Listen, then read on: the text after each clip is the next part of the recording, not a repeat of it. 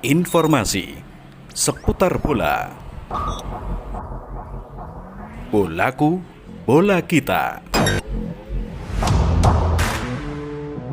Mode senyap Persebaya rekrut pemain. Klaim sudah rampung 90% termasuk pemain asing. Dikutip dari tribunmadura.com, Persebaya Surabaya kini mengklaim sudah hampir merampungkan skuadnya. Mode senyap ini sudah dilakukan Persebaya dalam melakukan perekrutan pemainnya musim ini.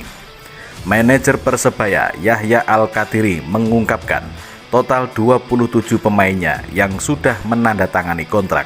Hal itu termasuk 4 pemain asing.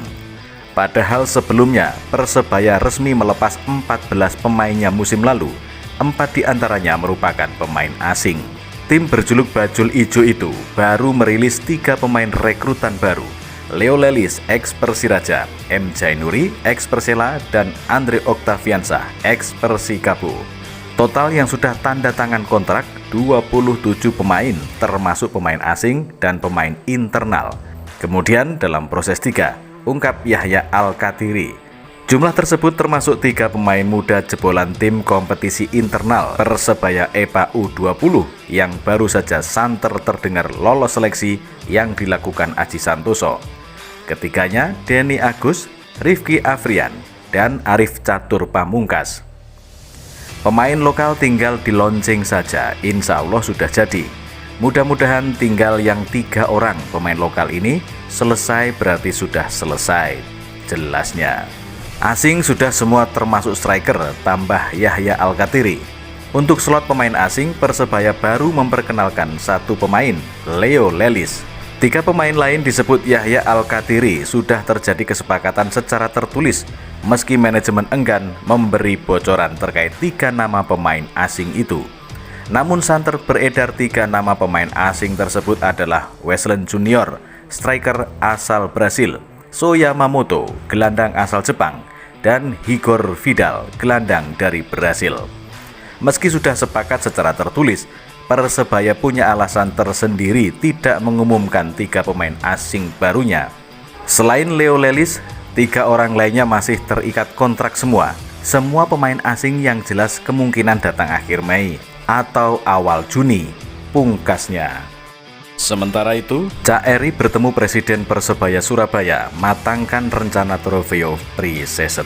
Dikutip dari surya.co.id, Wali Kota Surabaya Eri Cahyadi bertemu Presiden Persebaya Surabaya Azrul Ananda di Balai Kota Surabaya Senin 18 April 2022.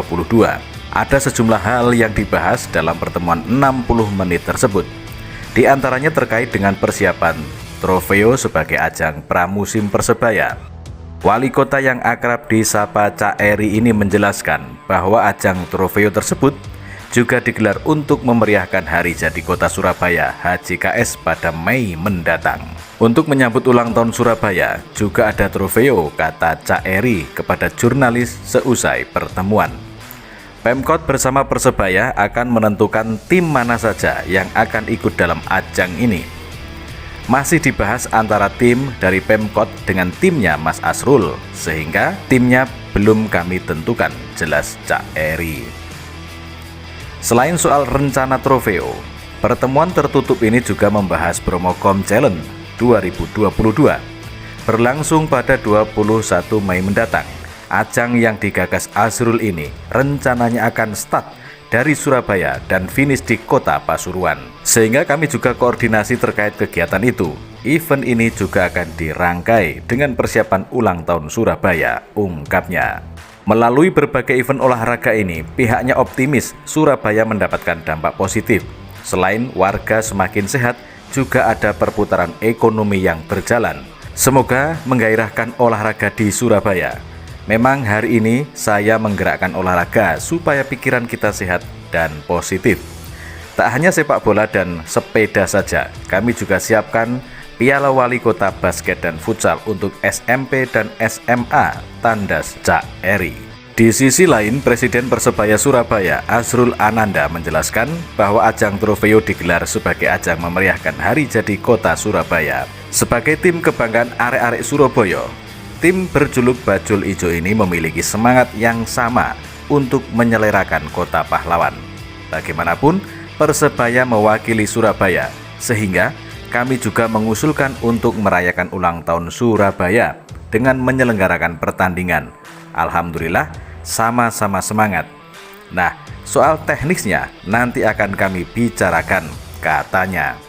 Pihaknya optimis berbagai event olahraga yang digelar di Surabaya ini bisa mendongkrak ekonomi, khususnya ajang Promocom Challenge 2022 yang rencananya akan diikuti ribuan peserta. Itu salah satu event sepeda terbesar di Indonesia. Pendaftarnya 1.000 orang habis dalam waktu 8 jam dan mayoritas dari luar Surabaya, luar Jatim, ungkap Asrul. Sehingga minimal ada 1.000 kamar hotel yang akan terisi selama weekend tanggal 21 Mei. Sehingga kami nyuwun izin ke Mas Eri. Semoga ini berdampak positif, tuturnya. Informasi seputar bola. Bolaku, bola kita.